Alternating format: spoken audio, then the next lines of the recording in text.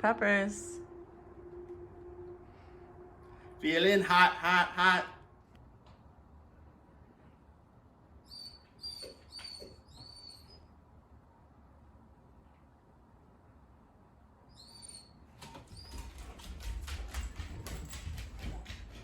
So a couple weeks ago I made apple juice with some apples from my neighbor's yard, and I had it bottled in here with a little kind of homemade airlock because couldn't seem to find ours. We have a few.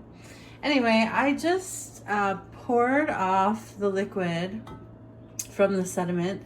So this would be the mother. This is all the yeast and all the good stuff. I can use that to start another cider if I want to.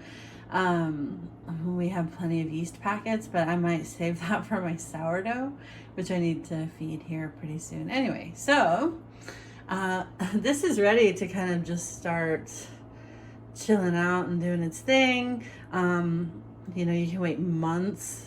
It kind of smells like a really cheap beer. Like when I was pouring it, it kind of smelled like a frat house. I don't know, but maybe it'll develop something interesting over time. So I'm just gonna tuck it into a dark spot and burp it every once in a while. Maybe. I don't think we're gonna see any more brewing action. So anyway, that's what I'm doing this morning. Sean went hunting. He still has one more pheasant to fill that tag he bought on Friday. My pinky toes are still bloody, so I passed, but we've got plenty to do in the garden and in the house. And this mother can go in the fridge. So, with Sean and the dogs gone, I can get more work done. And there's a lot of stuff to do out here in the garden. Mostly clean up and getting ready for fall winter garden. I ordered our garlic, 2 pounds, which I'm not sure is enough. I should know that by now, but let's see, cabbage, lots of cabbage, for lots of sauerkraut, and something that I've never grown that I've always wanted to try is kohlrabi. I know that sounds really silly. So this bed behind me right here is pretty much done with the exception of the tomatoes here. But that cucumber is donezo. I have fed all the small baby cucumbers to the chickens. I want to get all that cleaned up. Garlic's going here. Out of all of our beds that we have in the garden, this is the only one that we've never planted with garlic. And I kind of like to plant garlic where it's never been before, just because of disease. Let's see, I'm gonna shift you guys over here. Right here is our carrot bed, and it, as you can see, it has just done exceptionally well this summer. I don't think I'll ever plant carrots early spring again. I think I'll just wait until after. So what happened was, this was garlic. I pulled the garlic. I read that carrots were a great vegetable to plant post garlic, so that's what I did. And I mean, I've never grown carrots like this. They're just massive, huge, pretty good flavor. I think there's like a mix of 5 different carrots in here because I just wanted to clean out my seed, get rid of all the carrot seeds so I can start fresh next year with something that I might like more. So that's what we're doing. Yesterday I finally tackled the chicken run and the chicken coop, and everyone's so much happier now. The run looks so much better, smells so much better. Coop's nice and clean. I do need to reset the coop door because I realize it's not shutting at night, so I should probably go do that. So my plan of action lately has just been like harvesting little by little, cleaning them up, getting them in the fridge. We either eat them fresh or I will be canning vegetable soup. Next week we go out and we do a lot in the winter time, and we come home and we're just tired and cold and soaking wet. And nobody wants to cook. And so I thought it would be really great to already have some veggie soup with all of these carrots.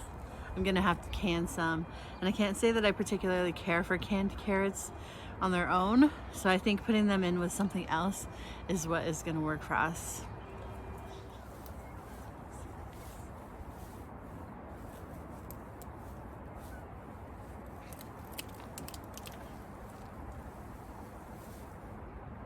These are just stunning. They're like a stubby shape, but they're like really red. Beautiful.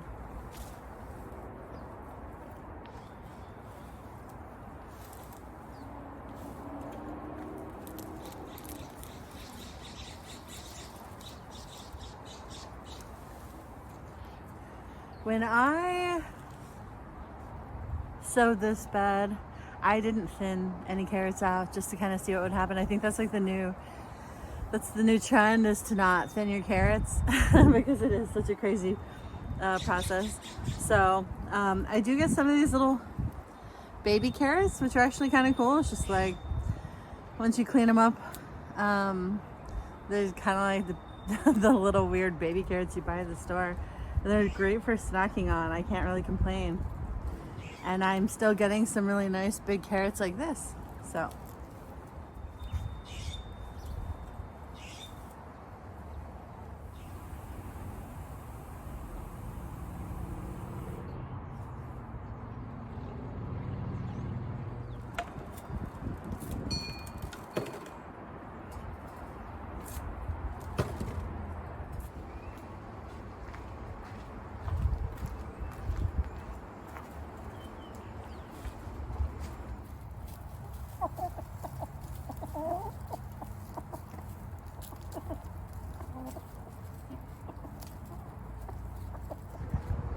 come on, Nance.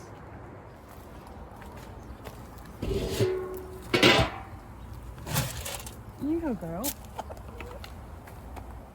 Nancy's the free-range chicken because she gets picked on when she's in the run, so she just kind of hangs out by herself all day. Goes back into the coop at night and sleeps. I let her out mid-morning. She just kind of hangs out, right, Nancy? You're a good girl. I don't know why everyone's so mean to you.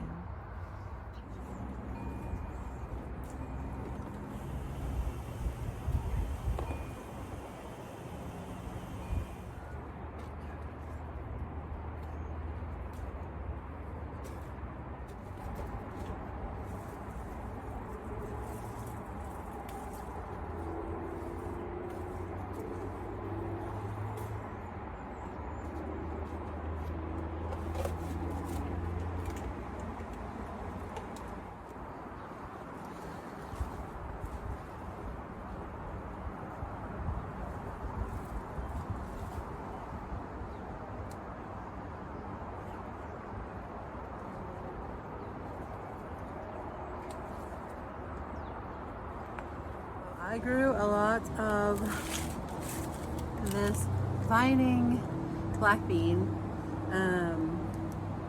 and I grew it to dry shell so that I can have a large quantity of black beans that I can put in soups or just can them up as they are to have jars of black beans. So I grew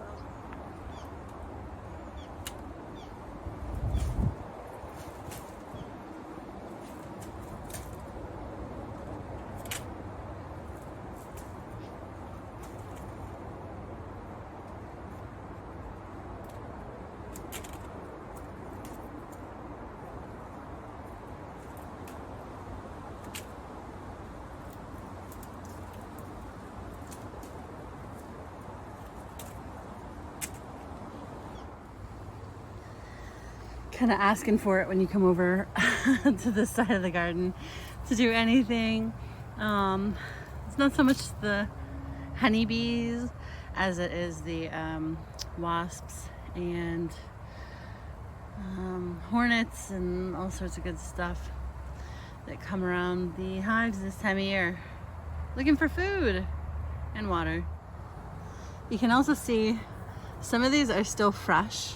So there's dry that are in here, fresh, and then you still have some green ones too. And it's actually still producing and flowering. It has a beautiful flower. Look at all those beans. So we can always harvest these and cook them in a stir fry, eat them raw. Put them in a salad, and pickle them. I do all of that. But there's just something about having a big container full of dry beans. You were pretty broody earlier this month. Not anymore. No more broody girls. Yes. No more running away to the neighbor's yard, okay? What? What, Darden? What are you doing, Darden? Girlies. That's your girlies. Hey, here's some of what we harvested with the carrots earlier. Got some of these cherry tomatoes. We grew quite a few different varieties of tomatoes this year, so. And some basil. So carrots, tomatoes, basil. Pick some dry beans. And go get this in the kitchen. Gotta get the bees some water.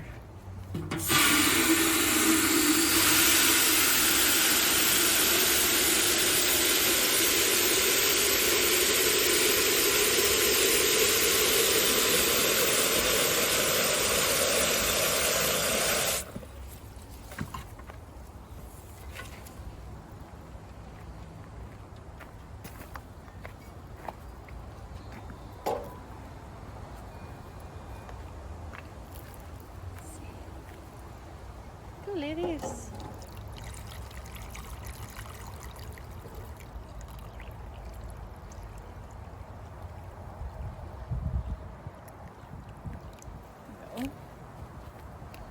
Okay, I got all the veggies inside and washed.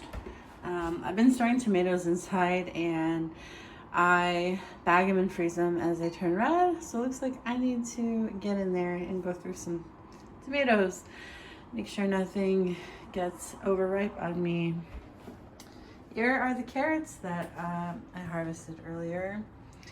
And here's some more cherry tomatoes. I think what I'm gonna do with these carrots, so I'm going to shave them and cut them into sticks and put them in the fridge, and we'll just snack on them the next couple of days.